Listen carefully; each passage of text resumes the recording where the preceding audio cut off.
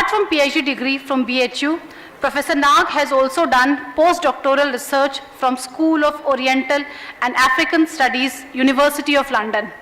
He has successfully completed diplomatic tasks regarding international boundary negotiations and holds key position in several scientific and learned bodies. Professor Nag has worked as Surveyor General of India and Director of National Atlas and Thematic Mapping Organization, Kolkata. The long list of his books and publications is quite impressive. He has been a scientist in ISRO and UN consultant in Oman. Sir, may I request you to come to podium and bless us all?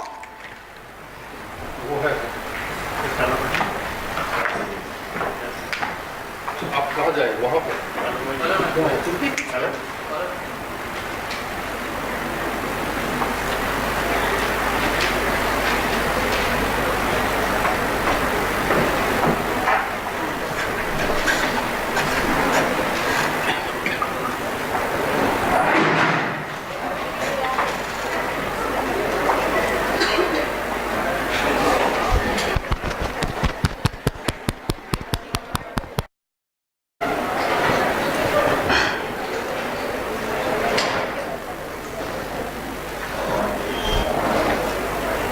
Professor KD. Tripathi ji, doctor M.P. Singh ji, professor P.N. Jha, Shri Sandeep Singh ji, my friends Professor S.K. Singh, Professor M.B. Singh, participants of this international conference on spirituality, the essence of ethical leadership and management, friends, colleagues and students. I have been attending the conferences organized by SMS since last few years. Conference on management, conference on spirituality, conference on ethics and the like. And I have been interacting with them on this issue. And I'm delighted to see that spirituality, which this city Varanasi monopolizes, is included in the activities of SMS, this school. My presentation, before my presentation, I understand my another friend, Dr. Rana P.B. Singh, has made a presentation here, and perhaps he was able to communicate to you all that what is the significance of places, locations, etc. in spirituality as well. Of course, Banaras is one of the centers, and we keep on wondering that how this location became so much spiritual. Or there are other locations also who have become so much spiritual, and they are spiritually significant, and once you land up there, you feel that you are in the ambit of spirituality. What I have tried here is to link these locations, the geography part of it, with spirituality, and also spirituality earlier, which Professor Tripathi mentioned, came up with the religion, but ultimately the religion was somehow excluded. And the today's spirituality is not necessarily linked with the religion. And at the end I will try to explain to you that if we go through the religious path also, the feeling, the concept of spirituality is almost common among all the religions. Recently I was in International Vedanta Society. They were conducting here big convention here,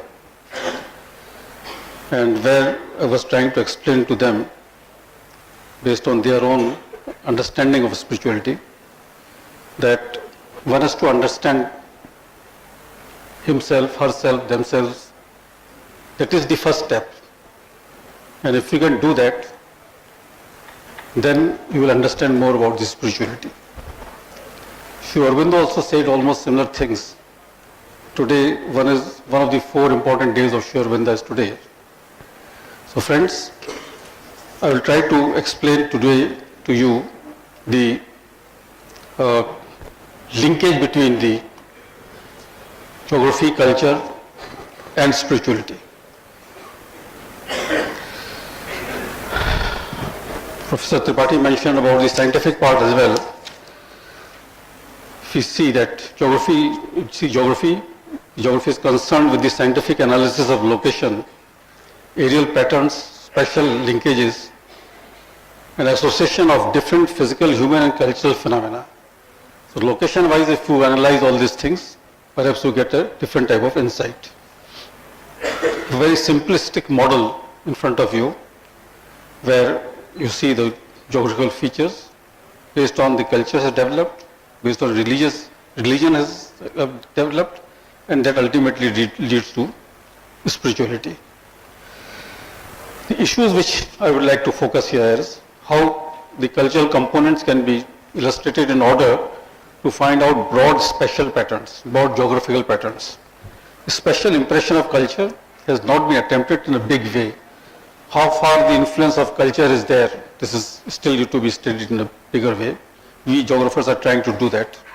Nevertheless, Indian geographers have dealt with the environment and development issues at a greater length, and some component of spirituality have penetrated in.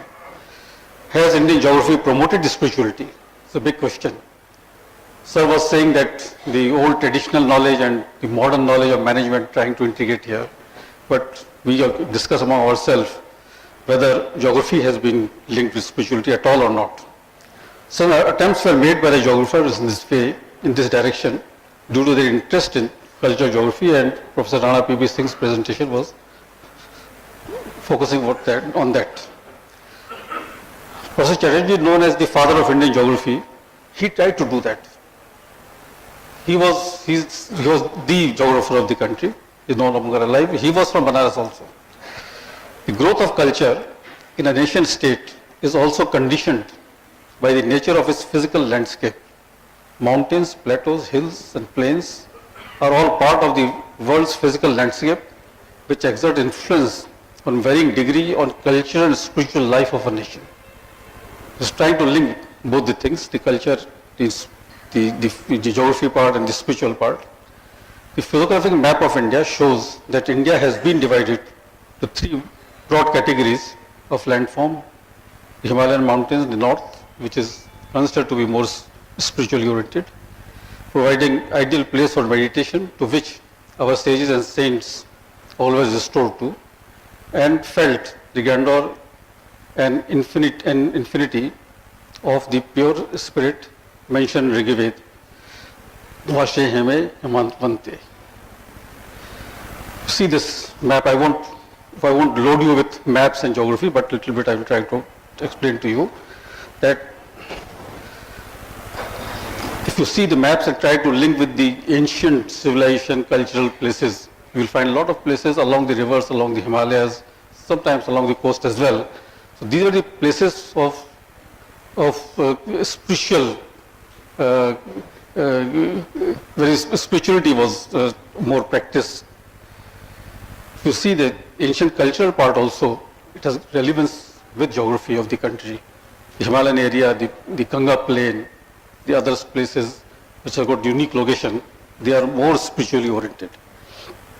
Hence the focus of this address is, does culture has special ramification? How far it is related to the environment and spiritual issues? How are these 3 issues hierarchically organized? I tried to show you the model in the beginning. Are these 3 somewhat independent process, complementary to each other? What is the geographical basis of culture spiritual equations?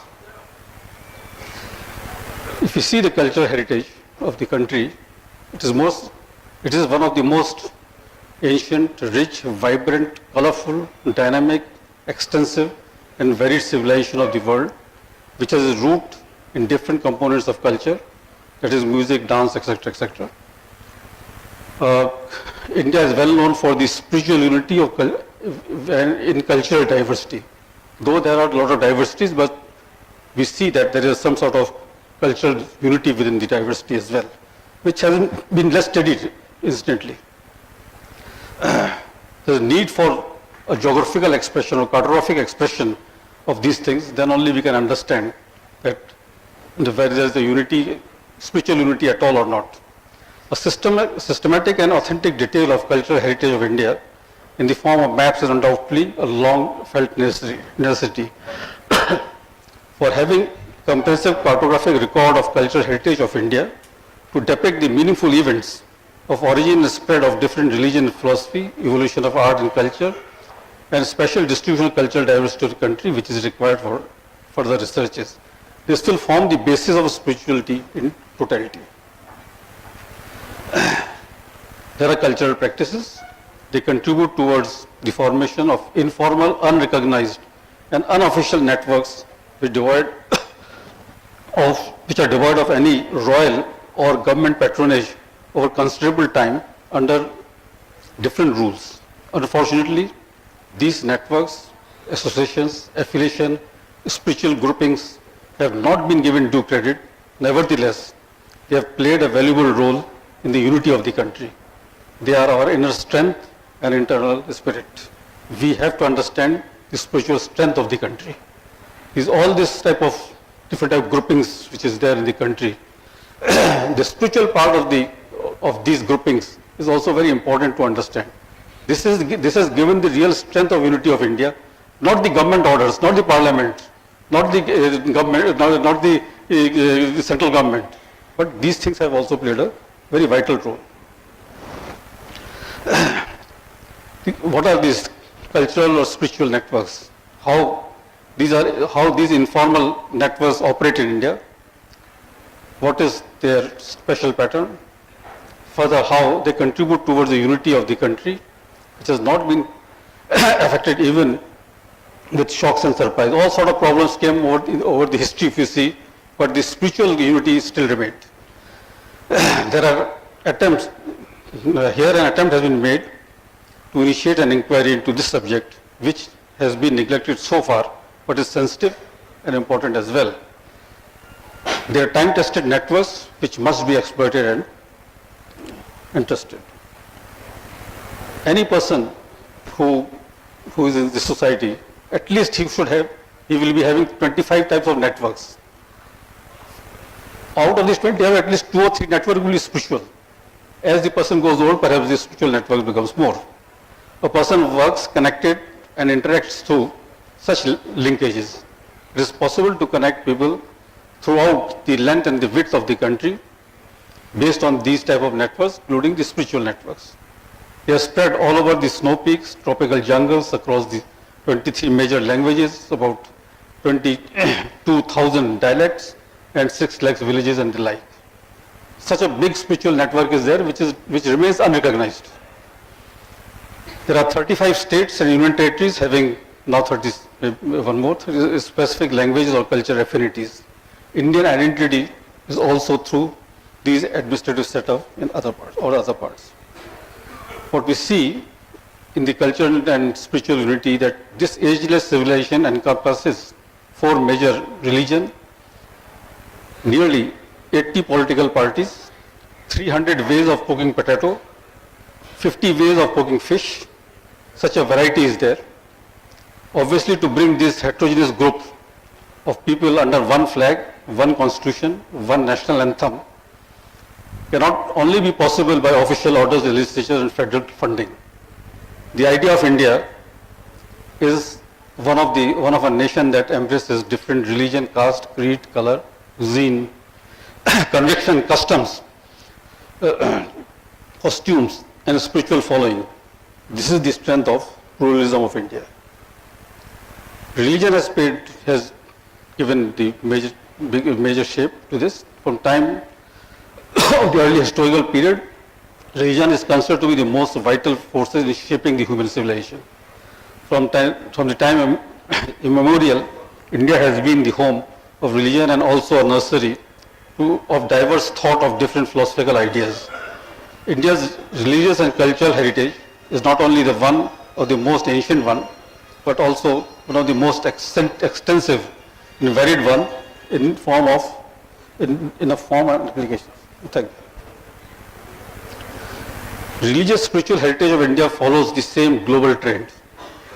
Here too, numerous religious spiritual sects, cults, doctrines exist, beside few dominant religious faiths like Hinduism, Jainism, Buddhism, and Sikhism. Islam and Christianity have been introduced to India in the land which have acclimatized and adjusted themselves in large way to fit the moods and needs which are especially Indians. All these religions, they try to get together. Jainism and Buddhism are thought to be protesting religions, which were later became popular among the millions of exploited, downtrodden people of the country. Now, how these spiritual things got united, they spread and their geographical expression in form of holy places, people go for pilgrimage. There is reference in ancient literature about all these things. There has been spiritual and religious interaction, and Varanasi was one of them. The people used to come all over to have spiritual interaction with them, and that provided a big unity, which also has not been studied in great details. So this was the best part of the spiritual part of it, spiritual role of India, of United India. If you see the Hindu holy places all over the country, I won't go much in details now. There's Jainism, where Jainism also, they have got on their spiritual part of it, cultural and spiritual part, and they have got this excellent organization among themselves. So their spiritual organization exists in that religion as well. Similarly, we will find for Buddhism that their spiritual component of Buddhism is also extremely important, though it has got linked with Hinduism as well. And it is extended not over within the present territory of India, but went outside as well. And this religion, spiritual influence has benefited other countries also. Now, if you consider Islam was introduced from Middle East to Sindh, and now, which is now outside India. It is well known that the Arabs had commercial contacts with India for many decades, and this was the foundation of Islamic faith here.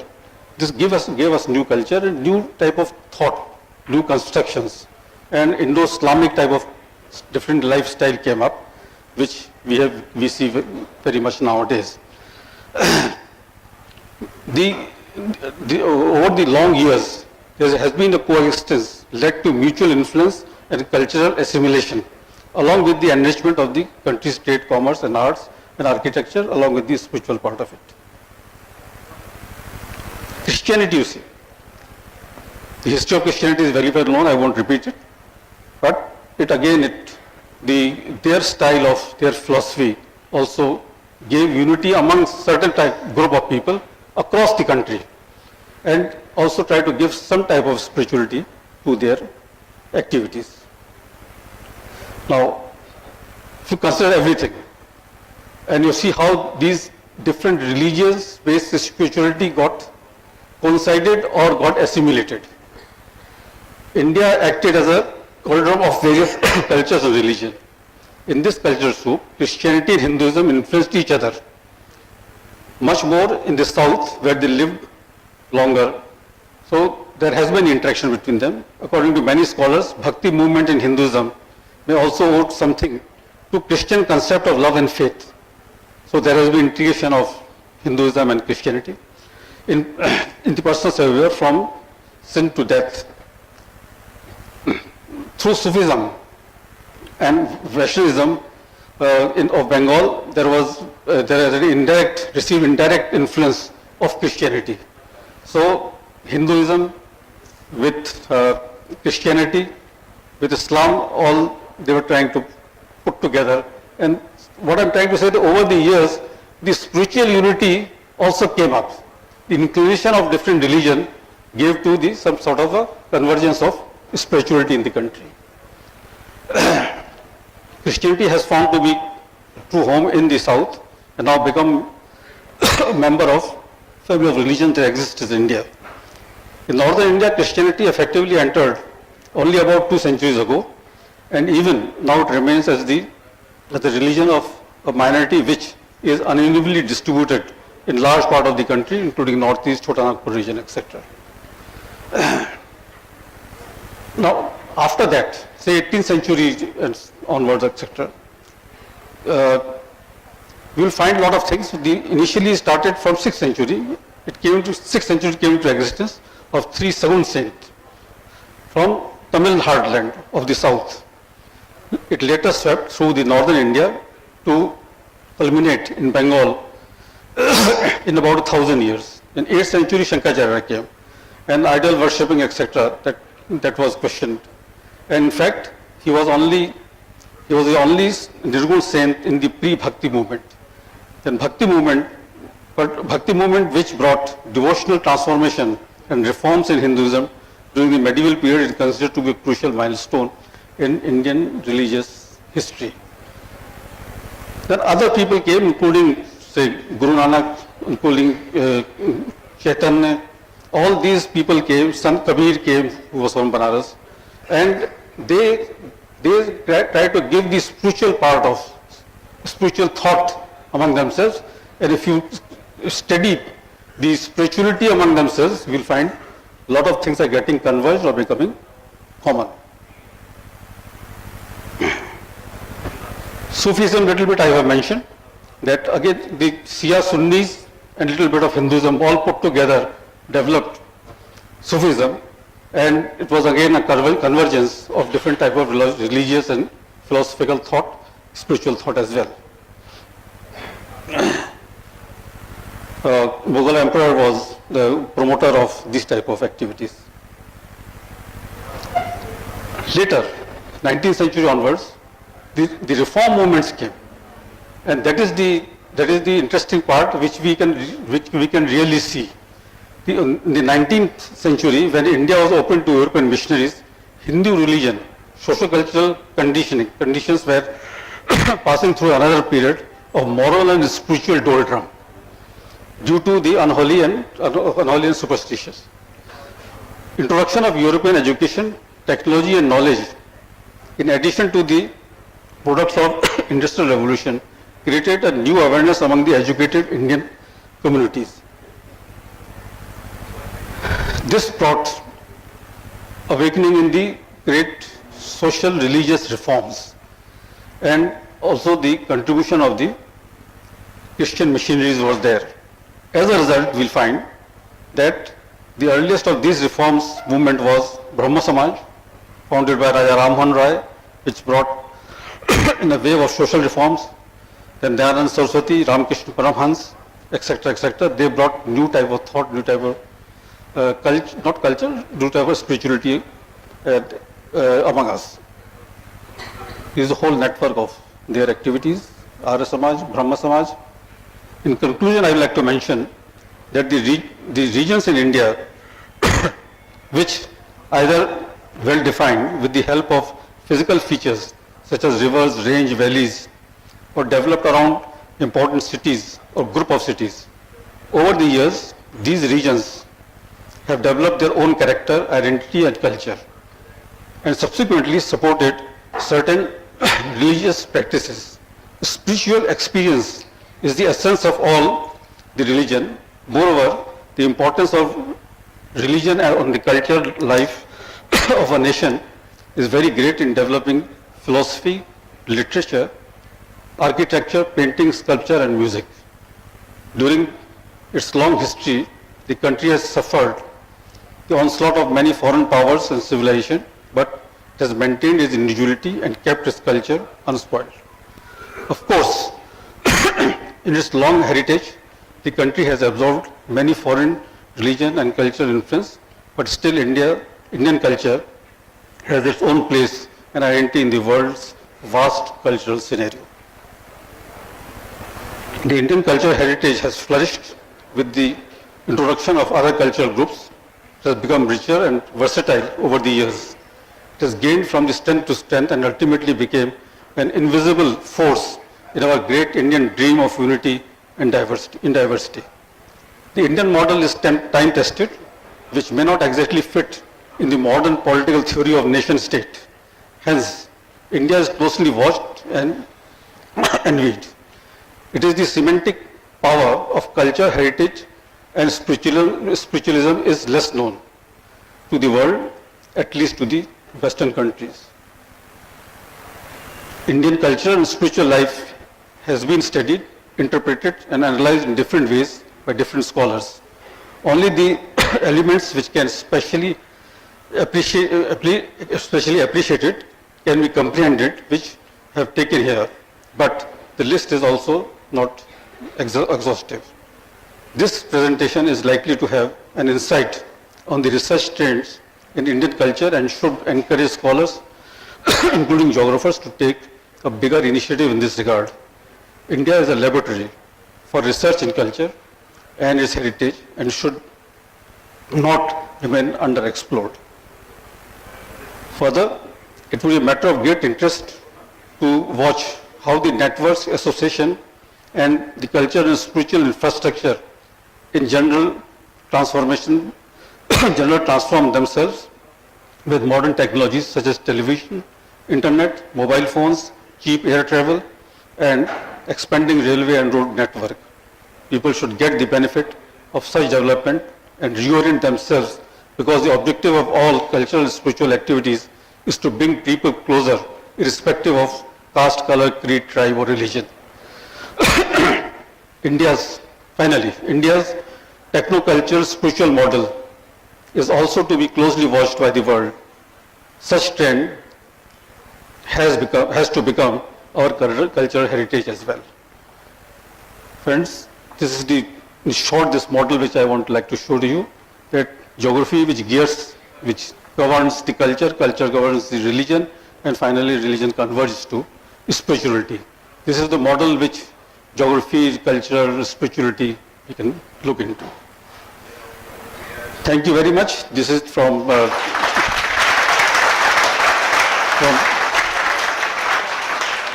Guru Granth Sahib, saying that sab khuda ke bande hain, everything leads to one point, that is God, and that is spirituality that has to be understood. Thank you very much. Thanks for the patience here.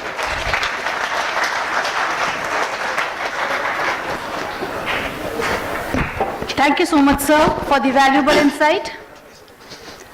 Continuing with its tradition of producing top rankers in the university merit list, SMS Varanasi has won declared by Mahatma Gandhi Kashi Vidyapeeth Varanasi for the session 2014. While 6 of the top 10 positions in BBA merit list have been grabbed by SMS Varanasi students, the first, second and third rank holders in BBA program belongs to SMS Varanasi. Similarly, 3 of the top 10 positions of BCA merit list have been occupied by SMS Varanasi students. Second position holder in BCA program belongs to SMS. Heartiest congratulations to all the rank holders. We are proud of you. Keep up the good work. It's a matter of great pride for us that we have none other than the Honorable Vice Chancellor of the University himself to felicitate these students with Srimati Virendra Kumari Memorial SMS Award and the Certificates of Merit. I request Madam Sutapa Nag to join Sir on the stage to felicitate the students. I shall now call upon the shining stars one by one. First of all, Shambhavi Srivastav, BBA topper.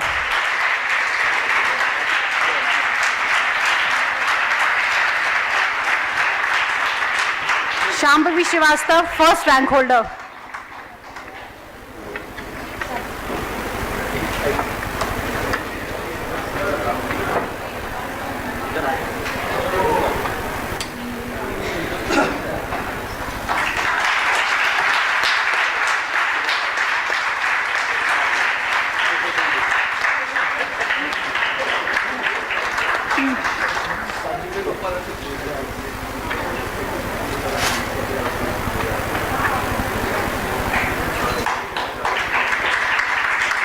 Renu Jaiswal, BBA, second rank.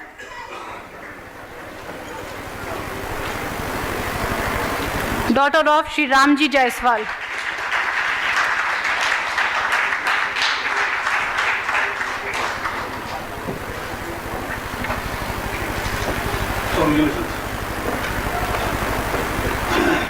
Proud father. Shweta Singh, BBA, third rank.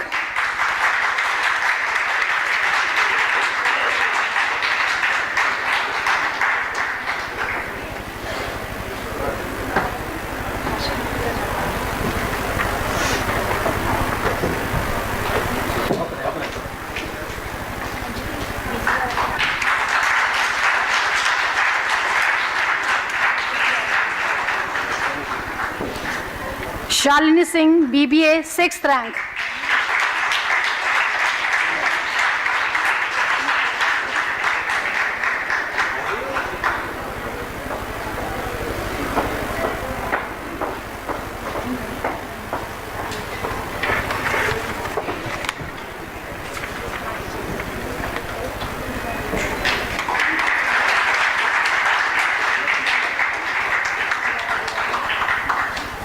Pooja Srivastav, BBA, ninth rank.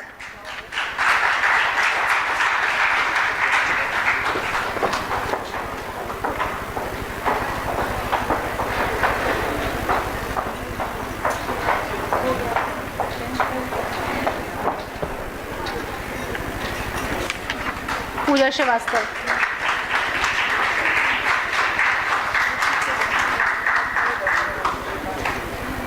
Damini Pandey, BBA, 10th rank.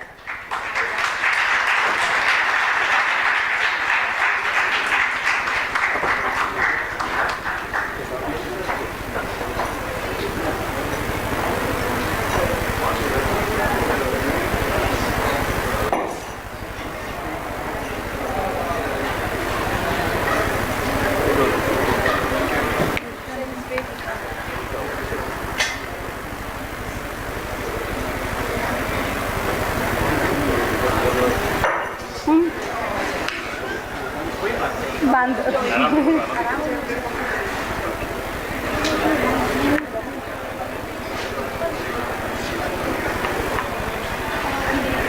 Damini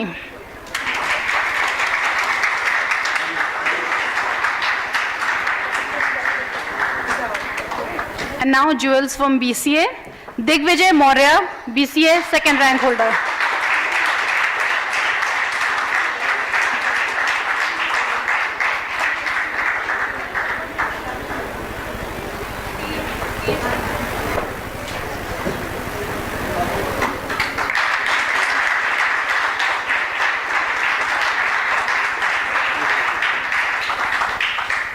Jagrati, BCA, 7th rank.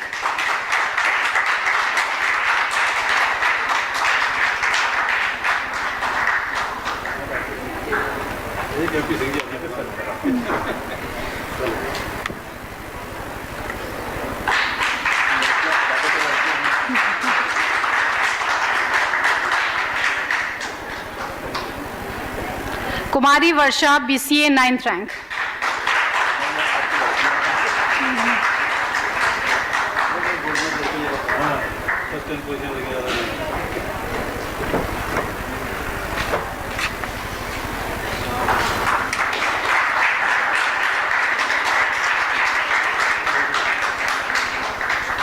Thank you, gentlemen. And now, a humble token of our affection and gratitude for our guests. May I now request our Executive Director, Dr. M.P. Singh, to felicitate distinguished guests. Honorable Vice Chancellor, Professor Prithvish Nag.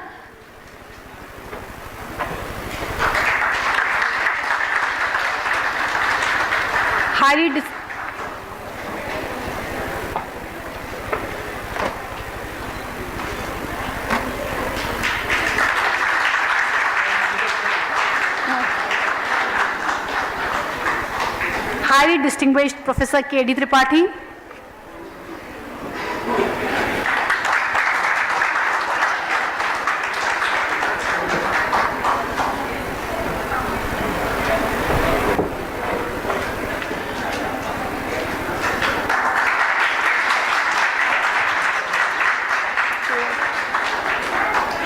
Finally, I request Shri Sandeep Singh, conference convener, to propose vote of thanks.